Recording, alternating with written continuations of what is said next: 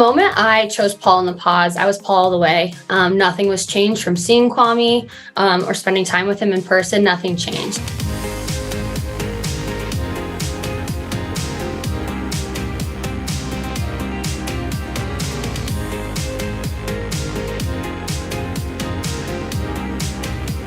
Hi, I'm Asymina with Narcity. So nice to meet you. How are you? Good to meet you too. So there is so much to go over. So many things happened this season. Such a great season. Micah, I'm going to start with you.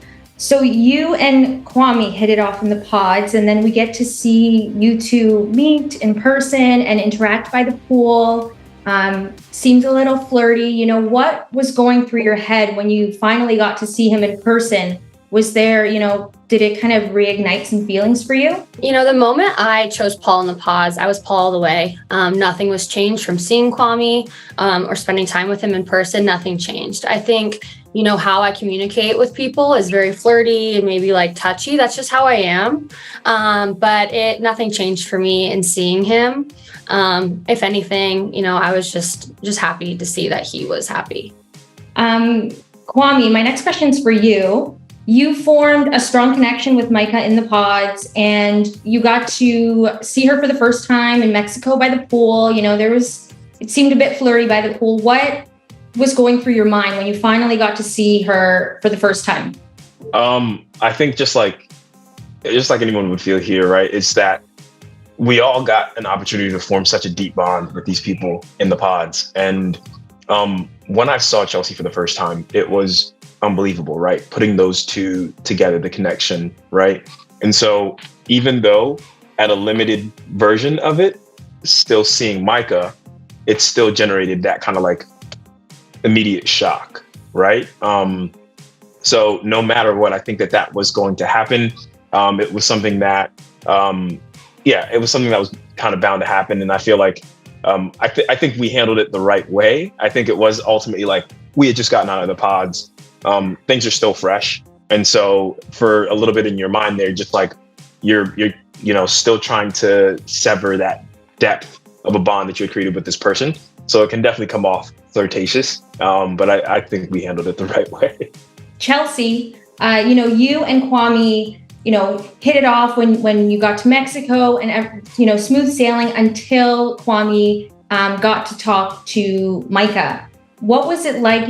We saw you get upset during that conversation. What was that like? And what was it like seeing, two people who had formed a connection in the pods kind of get to meet and talk for the first time? Well, I will start off by saying there's lights, there's cameras, there's Mexico, there's tequila, there's guacamole, there is everything going on.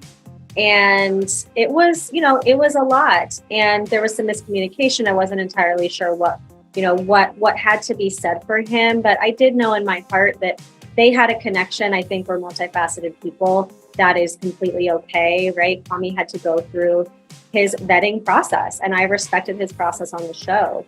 And they, needed to have that conversation to kind of feel complete. And it's not in my character and who I am to interject in that place. Yes, I had a reaction, but I was going to let them have their conversation, and Kwame and I could, talk about it later. But I think it's appropriate for people to, have closure and have a conversation where they need to happen. Definitely. Well, you kept your composure so well. I don't know if I would have reacted the same. So thanks so much. I used all my skills and tools that I've ever learned in my whole life on this show.